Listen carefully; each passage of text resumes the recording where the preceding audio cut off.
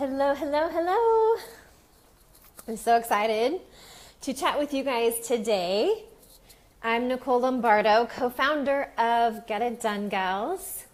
And last week I spoke about news that was going on inside Get It Done Gals so that it gives you guys perspective of what's happening behind the scenes in our business, so that it helps you guys evaluate what's going on in yours, hopefully inspires you guys and helps you guys take a little action or to deal with stuff in your business. So we're back today and I'm going to be talking about the behind the scenes of what's gone on in our business coaching practice, and that way you can apply what you want to apply.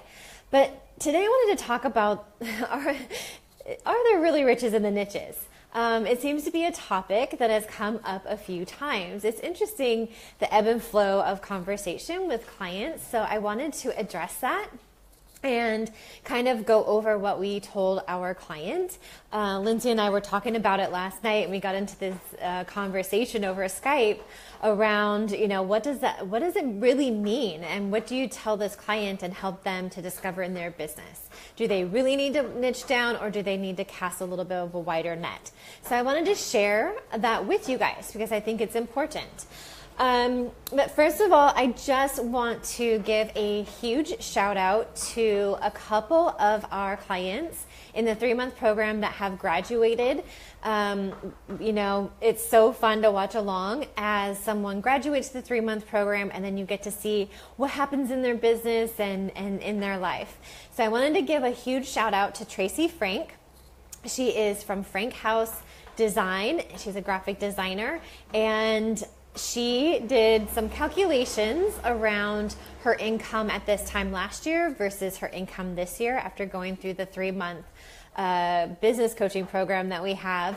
And her bottom line has increased by 200%.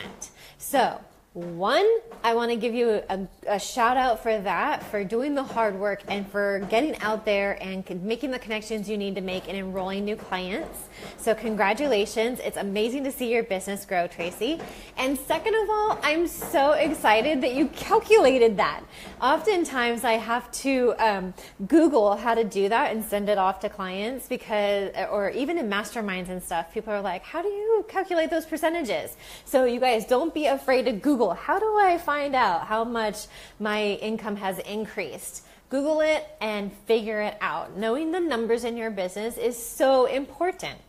We have to know what our income is, what our revenue is. We have to know what the numbers are. It's super important. So congrats, Tracy.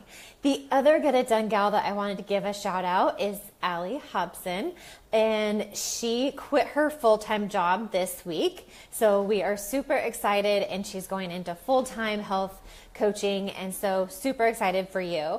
Allie lives in San Diego, and she and her business partner, Chrissy, came and worked with us in our 3-month program. And at the time, they were both in health coaching certification school. So they rocked it. They were still just getting all the pieces together and going through the training. And I think they graduated in June or July. And Allie is already going full-time into this because she set herself up with a super solid foundation so that she can out the gate start making money, start getting clients in the door. She has all of her processes. Her marketing is on point. So excited for you, Allie, as you continue to grow your business. We're so excited that you went full-time this week. Okay, so let's dive into the whole, are there riches in the niches? So one thing that has come up, and I'll give you an example of what one of our clients came to us with. So she's wondering, does she want to really niche down and only talk to a certain segment of the population, or does she want to cast a little bit of a wider net? So for this client specifically, she works with yoga instructors. And so as she's working with yoga instructors, she doesn't necessarily want to limit herself to yoga instructors, Or maybe she is dealing with the fact that she doesn't think that her ideal client or her audience is really resonating with like the whole yoga instructor name title, right? So she's wondering, should I spread out a little bit and get some other people in the door? And so that's a really common question, because we don't want to have that fear of missing out. We don't want to feel like, okay, one thing isn't working, so we want to kind of change things. So I just want to encourage you to take a look at a few different things in your business. So the first one is, if you are really niching down, are you really understanding them as an ideal client? Do you really know your target market, right? So if you're doing your marketing and it's not working, you really want to go back to your ideal client work and ask yourself, oh, do I really know where this person's hanging out? Do I really know what they're struggling with? Am I talking in their language? Oftentimes when things aren't working, we'll start to say, oh, well, the niche is wrong, or we need to help all these people, or we need to go here. Instead, we need to just do a little bit of reflection and dive into what we already have to see if there's something not working in what we already have, versus that shiny object of like, well, I'm going to go do this and then I'm going to do that because nothing's working, right? So just sit and pause for a second and do a little reflection work in your ideal client work, in your marketing. You want to go back and say, am I actually speaking to my ideal clients, or am I being very broad, or am I being too niche down and I have this huge audience because I didn't do my ideal client work before, and now I have all these people in my community that really aren't my ideal clients? Anybody feeling that? We've done it before. You know, as your business shifts and changes, this is why we work on our ideal client work. I do a heavy investigation of our ideal client work at least quarterly, because as we shift and change, our ideal clients shift and change. It's the basic premise of the ideal client is still there after 4 years, but the terminology can be better. We can show it better. We understand those clients better, right? So if we didn't go ahead and reassess that information and make sure that we're really on point, we're going to waste time and money, really. So actually, I think that's triggering something for me. I think next week I'm going to really talk about ideal client work. Let me know if that is of interest to you guys, because ideal client work has changed our 3-month programmers businesses. Just that one worksheet will change your business, and it is so critical. So let me know if that's of interest to you guys. So let me give you another example of what we do. Okay, when we're looking at niching down, there's a million business coaches out there, right? So you guys, you're hearing discovery calls and sales, and you're hearing 5-figure months and 6-figure months, and you're hearing all this stuff, and you're wondering, who do I hire as a business coach? Or why hire a business coach? Or how's one different than the other? So when we look at niching down, we understand what we do and what our circle of genius is, right? So Lindsay and I have there's a very specific formula that we use, that we have put together by working on our own businesses and by working in other businesses, and we've driven it down to a few systems that you have to have in place, and then a change can occur. And so, yes, we teach discovery calls because you have to get on the phone and talk to someone most of the time, right? And we teach pricing and packaging, and we teach marketing and social media and online courses and, Facebook ads. We touch on all those things, right? Just as every other business coach would. But we are different in the fact that we've niched ourselves into coaching usually service-based providers. So that means a lot of health and wellness coaches. That means a lot of life coaches. It means a lot of Well, heck, we've even had love coaches. We have graphic designers, but very service-based. But in our marketing, we niche down and talk to service-based coaches and graphic designers and such. But we can help the outliers, right? So that doesn't mean that we have to, on our sales page, say, okay, this is everybody we can help. We can help, let's see, heating and cooling, like an air conditioning and heating company.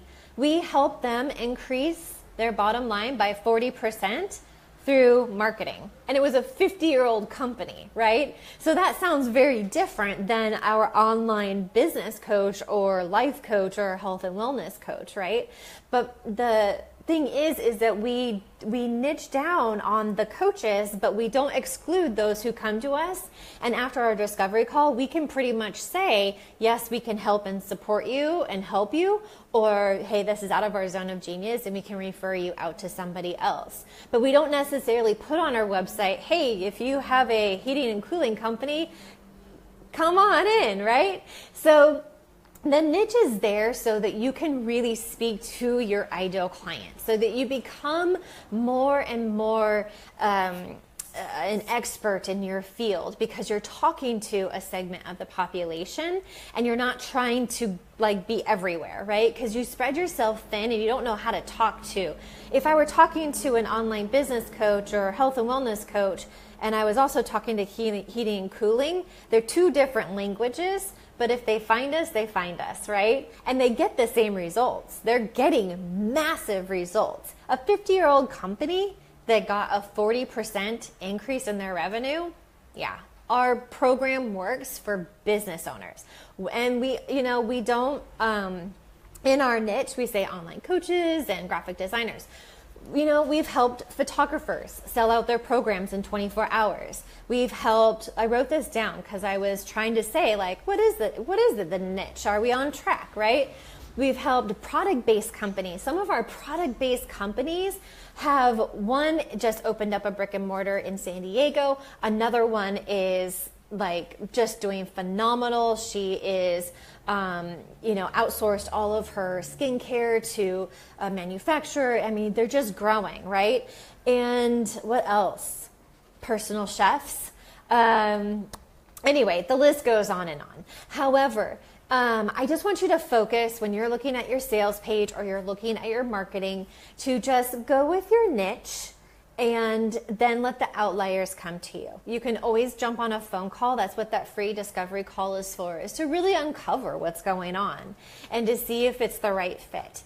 The other thing is that some men come into our world and say, hey, I know you guys talk about like there's high heels and lipstick and CEO panties on your sales pages and stuff, but I really resonate with what you're saying here. Can I join your group or, your 3-month program? And it's always goes back to that call. If they're a good fit, then they're a good fit, even though we haven't said that on the website. So just take a look at your website, take a look at your marketing, see if you need to niche down a little bit more, or if you need to not be so niche. So sometimes what happens is we think one thing.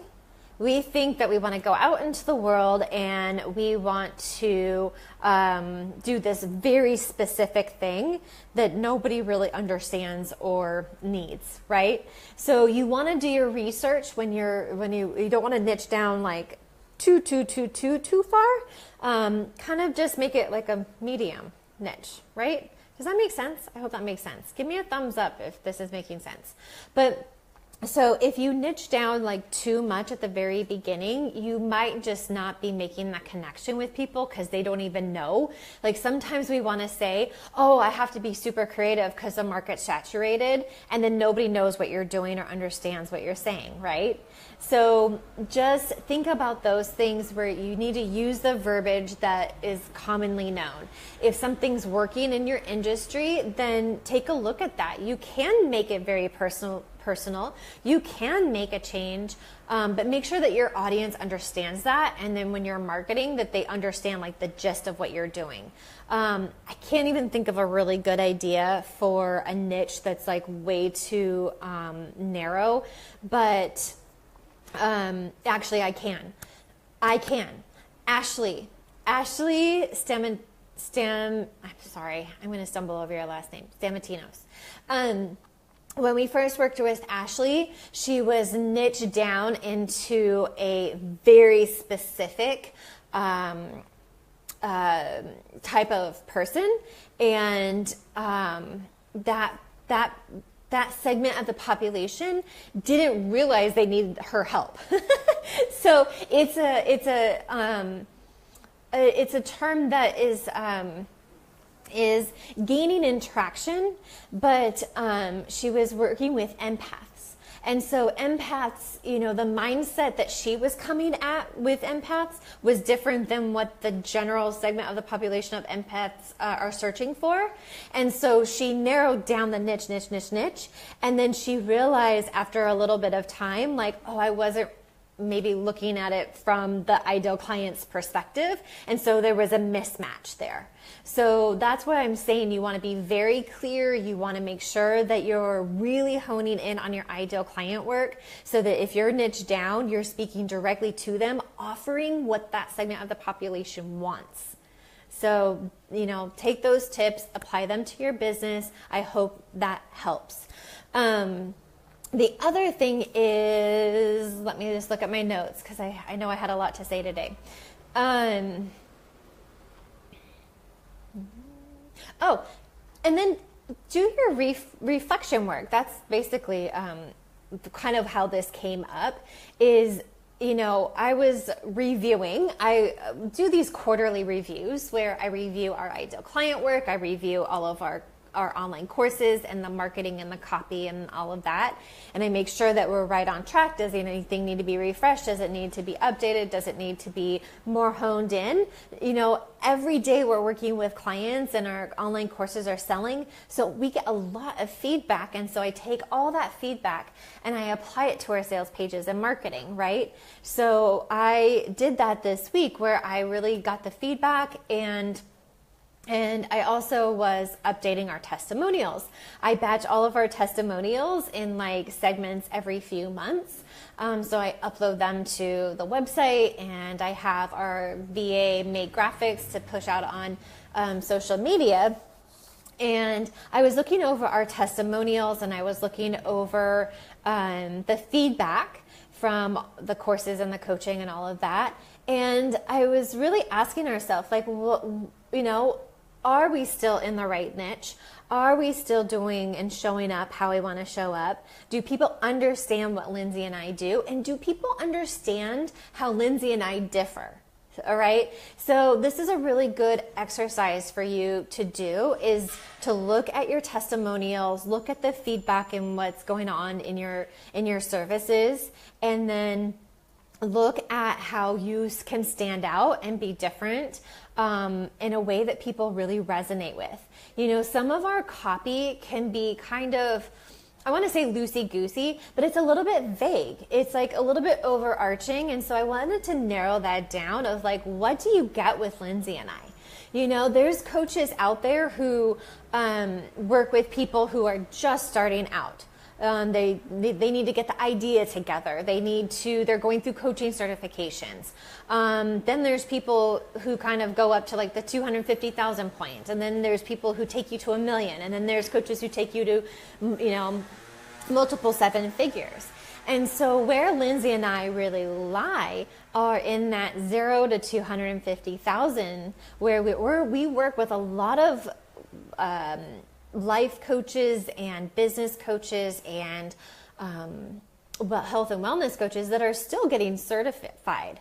And so what we like to do is come in the first couple, either you're in certifications or you're, a couple years in, and we can redirect everything to really get narrowed in on your ideal client. and your pricing and packaging, systems, marketing, like really get into really good marketing so you get out there in front of people and make that connection. We're really into community and offline marketing as well. That really sets us apart. As much as we're online marketers and have sales funnels and we've done massive launches for people, created online courses, help our clients with that. We really heavily believe in community and getting into your community and making connection. That's really important for business growth. And so, these are all the little things that set us apart. And so the other thing is that, we help people, I was looking at our testimonials, and it's like, you hear these testimonials of like, yes, my client is making 5 figures a month, or I'll help you with a 6-figure business. And that's great. That's great copy, and it's great that they're doing that. But it's interesting because Lindsay and I used to have that copy on our website, or we would use it in our marketing. And that's just something that we've gotten away from because we really want it to be about establishing a really tight business and a foundation to help you in that growth. But we felt like so many people were saying that it didn't set us apart, right? So if everybody can get you to 5 figures a month or 6-figure years, then like nothing's special. So what keeps us different is, one, there's Lindsay and there's me, and there's 2 perspectives and 2 business backgrounds, and we've done a lot of the same things, but we've also done very different things for different businesses. And so those 2 minds together bring a really different perspective. And, we work with people whether they have a list or they're making money or not. And so I know there's other business coaches out there that require you to already be making money, to already have a list, to already be doing something. And so that's where I kind of sat back and I was like, I'm telling you all this because it's all the information that I need to go back into our copy on our sales pages and our website and our marketing to make sure that people understand that. So that's why I'm telling you this. So I think this is a really good exercise for you guys to do. It's halfway through the year. You're going into August. It's the final month of summer. And put this on your to-do list so that you can really make fall an amazing 3 months, September, October, November, December, 4 months of just sales and flow and clients coming in the door, because you've already done the work of getting very, very clear on your ideal client, very, very clear on what's happening in your business. Clean up your website copy, be very direct, don't be overarching and include everyone. Get narrowed down and speak right to the heart of the problem in terminology that they know. I'm going to dive into this next week because I could go on and on about the ideal client work. It is so critical to your business to know the ins and out of your ideal client work. It's not just having an avatar or a target market and very broad. That is not our ideal client work. That's what sets Lindsay and us apart, because we hone in every single thing we talk about. It always goes back to the ideal client work. So that's the core of what we do. Okay, so I hope this was useful to you. Let me know in the comments below if you're totally into the niche, if you're really broad, if you need to narrow it down, or if you need to open it up a little bit. Every business is different, but let me know what you're working on in your business and if this was helpful. Like I said, I try to bring you things behind the scenes with our clients so that it gives you guys an inside perspective of what's happening in not only our business but our clients' businesses, so that it helps you guys shift and change in your business and gives you some insight. So I hope this inspired you and was educational, and I will see you next week.